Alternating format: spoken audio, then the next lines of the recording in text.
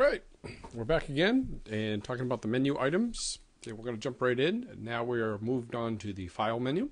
If we go to we've got a Pages program running, and I have the document that I opened up in a previous video here. And I'm going to show you now in the file menu what options we have. Now in the file menu, you'll find the new and new from template chooser. But also I want to point out that within these menu items, you can see the keyboard shortcut. And we talked about that before. And you click on this, you can actually get a new document. And you could push the Apple key, which is this symbol, in the end. And that would give you a new document. In fact, I will click outside of here and I'll do the same thing right now. I'll hit the Apple in the N and we get a new document. Of course, the My Templates opens up because I have it set by this to default. And I could go ahead and choose a new document and open that up. So I'm going to cancel out of that. New from template chooser is Shift Apple N. Open if I have a document that's on my desktop somewhere or on a server or website and I have access to it via the computer. I can go ahead and open that document. And Open Recent will be a list of some documents that I recently worked with.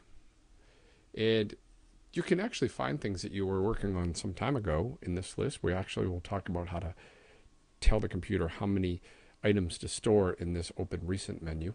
And if you wanted to clear those items out of there, we could hit Clear Menu. Now if we go back to File, go to Open Recent, see the menu is cleared. Close is self-explanatory. Close the document. Save, Apple S. Save As. So in this case, this document is unsaved. It's a word processing document. It's untitled. So if I go to File, Save As, I can label this, and I can say My Test Document. And I'm going to go ahead and scroll down here and just save it right to my desktop. I'll click Save, and I'm sure we'll see it appear right over here. There it is, my test document. Now, if I saved this and I wanted to make some changes to it, but I wanted to keep the original, if I make a change here, let's say if I say my favorite castles, and I change this to just castles, and I hit File Save, it has actually changed this document. So if I click on this document now, you can see this document is reopened. We can go ahead and close out of this, and I'll show you that by clicking on this, it has saved the title to castles. But let's say I didn't want to change that original document. I want to say My Castles. Now I would do File, Save As, and all I have to do is change one character in here, and then it will save it, and it won't overwrite this previous document. So a lot of times I'll do an underscore and then number the documents. Go ahead and hit save, and sure enough, there's my test document number 1, or version 1. So back to the file menu, Pages, File. We have a revert to saved. If you have this document saved and you've done some changes, you don't like those, you want to go back to a saved version, this would actually be lit up in black, so you could select it. You can export the document. Exporting the document gives you the opportunity of exporting it as a PDF, which is what we viewed when we looked at the user guide here. The Pages user guide is a PDF. A PDF stands for Photo Document Format, and what that means is it takes a picture of your document.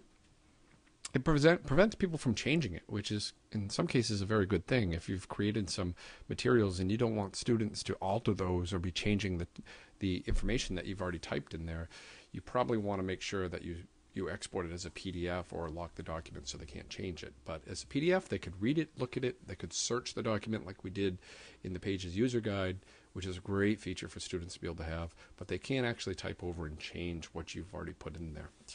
The image quality, when it's viewed, by default is selected as good, better, and best. As we select these, it will actually change the file size. So keep in mind, if you have a lot of pictures and a lot of graphics, lots of text, maybe dozens and dozens of pages, a lot of high-resolution photos, it could be a huge file that you create when you save. It'll be very difficult to send to the email or even print that document out. And I'll get into that later when I talk about printing and quartz filters.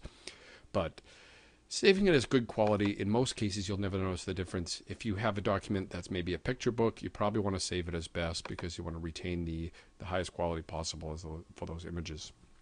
This drop-down menu that I selected here, Security Options, is a great way of protecting this document if you don't want any student being able to open and unlock and read the document. So if I require a password on this document, now this happens to be my test document 1, and I say open document, you need a password, and the password, let's say cats, and we go ahead and click next, and I'm going to go ahead and save that to my desktop, and it will be a PDF. It won't be a Pages document, so we don't have to worry about it overwriting that document. I hit export.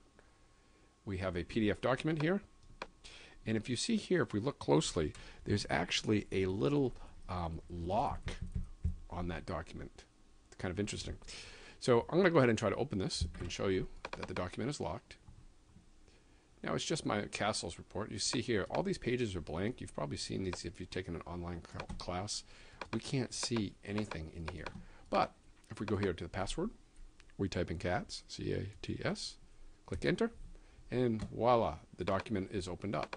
I do want to point out, I can select and copy text, but I can't move the text. I can't change the original positioning of things because this is a locked document and I don't have permission to do that. In photograph document format, picture document format, the document will retain its original image. You do not have to worry about anybody changing what you've already created. Now we can annotate this. I will get into that in a different lesson on how you can mark it up and add comments, and it's a powerful feature for teachers to be using with students. If you haven't seen that video on Apple's preview, please do watch that video series. I think you'll find there's a lot of power built right into this menu option of preview.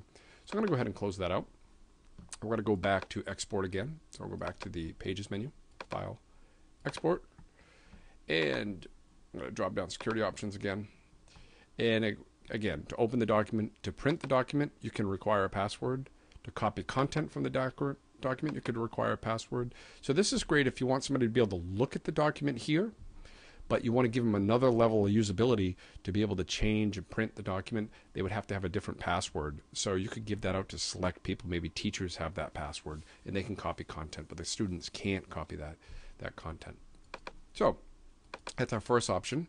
I'm going to deselect these because we're not going to go ahead and do that. I've already modeled the first one here. In Pages, you can export as a Word document. So if you want to export as a Word and send it to a Microsoft user so they can read it, you can go ahead and select Word Doc, hit Next, and I'm going to again save it to my desktop. It'll export and appear right here. You can see here it's exporting. And it gives me the warnings that since it's changing from one operating system to another, you get this warning window. In this case, it says picture frames are not supported in the chosen file format. Picture frames that don't mask objects were grouped with that picture, with that framed object. Okay, so in other words, it's just grouped the whole object as one object. And picture frames are not supported. Okay, this is the same one. So we can go ahead and clear these warnings. And we'll look at this. As you can see, it says .doc. This is actually a Microsoft Office format, and yes, some of the things have changed. We've lost some of the images,